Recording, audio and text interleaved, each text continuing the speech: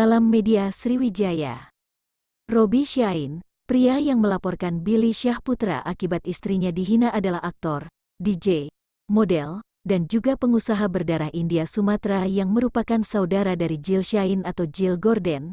Sosoknya makin dikenal setelah menikah dengan Natasha Shine, perempuan asal Rusia yang berprofesi sebagai model hingga TikTokers. Sosok Robby Shine akhir-akhir ini mendapat sorotan setelah melaporkan Billy Syahputra atas dugaan penghinaan.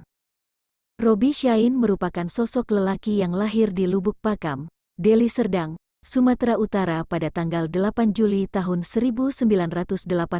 Robby Shine dikenal sebagai seorang DJ handal yang sering meremix lagu-lagu milik penyanyi terkenal dan tampil di beberapa klub di Indonesia. Robby Shine diketahui merupakan seorang aktor yang mengawali karirnya pada tahun 2005.